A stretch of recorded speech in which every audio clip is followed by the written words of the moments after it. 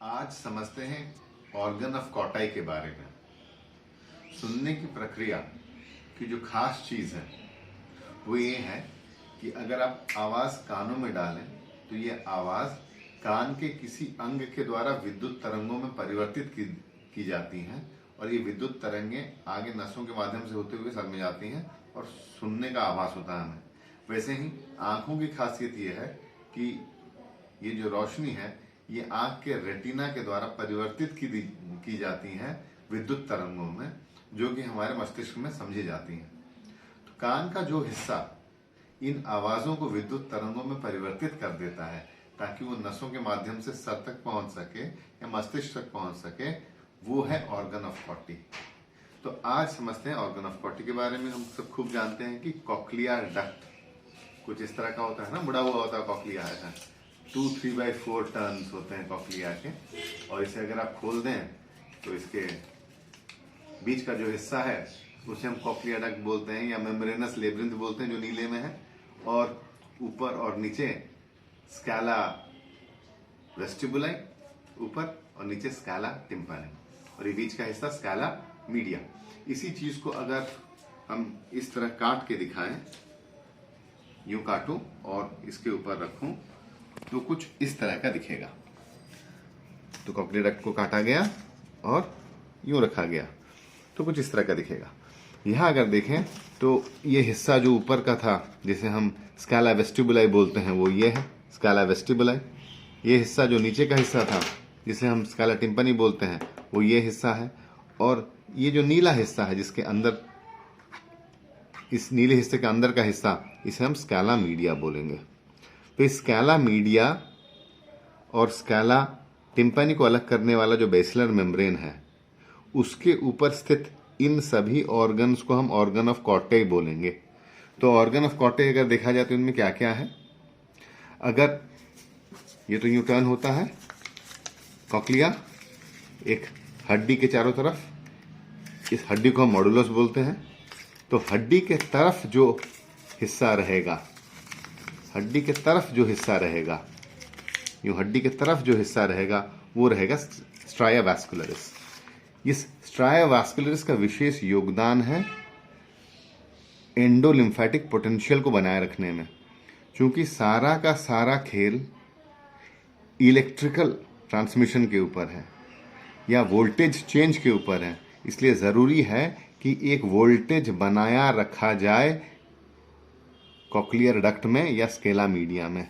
तो ये +80 मिलीवोल्ट का जो वोल्टेज बनाए रखता है वो बनाए रखता है स्ट्राया वास्कुलरिस, जो कि एक सेल का काम करता है।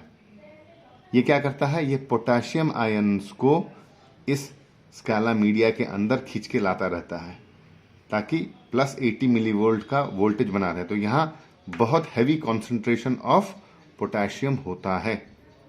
अमूमन स्केला टिम्पानी और स्केला वेस्टिबुले में वैसे ही फ्लूइड होते हैं जैसे कि बाहर के फ्लूइड होते हैं, पर स्केला मीडिया में +80 मिलीवोल्ट का फ्लूइड होता है। वो इसलिए होता है क्योंकि स्ट्राया वास्कुलरिस वो पोटेंशियल मेंटेन रखता है। आगे जब आप पढ़ेंगे तो आप जानेंगे किस तरह ये +80 मिलीवोल्ट और सेल्स के अंदर रहने वाले -50 मिलीवोल्ट का जो पोटेंशियल डिफरेंस है वो नर्व कंडक्शन करवाता है।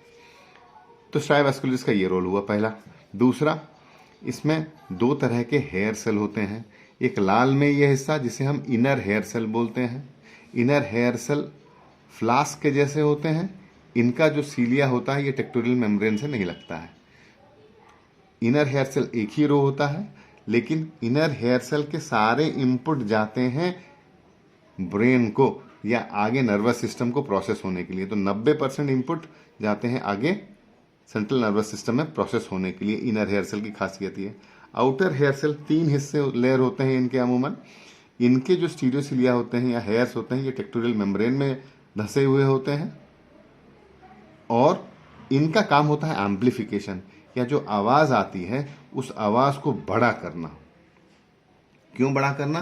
क्योंकि हम सब जानते हैं कि हम एक लंबा बड़ा 20 हर्ट्ज से लेकर के 20 हर्ट्ज से 20,000 हर्ट्ज तक की फ्रीक्वेंसी सुनते हैं 1000 गुना, और ये सारा का सारा लगभग एक 33 मिलीमीटर लंबा कॉक्लिया में होता है। किसके माध्यम से? तरंगों के माध्यम से, ऐसे ट्रैवलिंग वेव है, थ्योरी है ना बेक्सी का। तो ये ट्रैवलिंग वेव्स, कितने हजार ट्रैवलिंग वेव्स इसी के बीच होंगे तभी एक एक फ्रीक्वेंसी सुनाई देगा। तो ये इतना आसान काम नहीं है। आउटर हेयर सेल अपने प्रॉपर्टीज के चलते, इलेक्ट्रोमोटिलिटी की प्रॉपर्टीज के चलते एम्पलीफिकेशन का काम करते हैं। तो इन आउटर हेयर सेल्स को कॉक्लियर एम्पलीफायर्स भी बोला जाता है।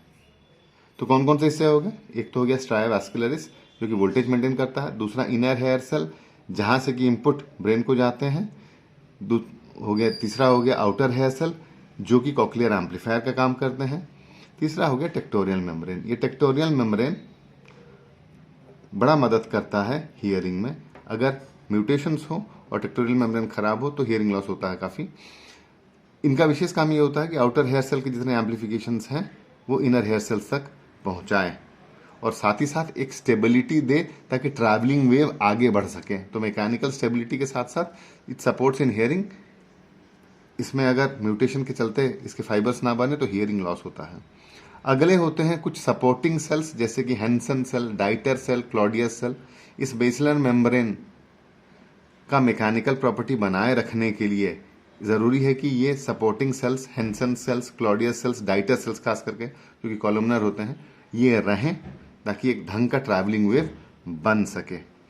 ऊपर का हिस्सा जिसे हम रशनस मेम्ब्रेन भी बोलते हैं, ये स्केला मीडिया का बाउंड्री बनाता है। इस तरफ है स्पाइरल लिम्बस, बोनी प्रोजेक्शन जिसमें कि टेक्टोरियल मेम्ब्रेन जुड़ा हुआ होता है, और इनके नीचे से निकलते हैं जितने भी नर्व फाइबर्स जो कि आगे जुड़कर स्पाइरल गैंग्लियन बनते हैं, और ऑडिटरी वेस्टिबुलर नर्व जो कि 8th क्रेनियल नर्व है वो बनते हैं। इस तरह ये है ऑर्गन ऑफ कॉटाई जिसे कि एंड ऑर्गन ऑफ हियरिंग भी बोला जाता है। यहाँ जो केमिकल चेंजेस होते हैं वही केमिकल चेंजेस इलेक्ट्रिक इंपल्सेस बन के आगे बढ़ते हैं। तो मैकेनिकल चेंजेस हुए जिसके चलते कुछ केमिकल रिएक्शंस होंगे इसमें, और ये केमिकल चेंजेस इलेक्ट्रिकल चेंजेस बनकर इन नसों में दौड़ते हैं या ऑडिटरी नर्व्स में दौड़ते हैं। ये विशेषता है ऑर्गन ऑफ कॉर्टी का। धन्यवाद।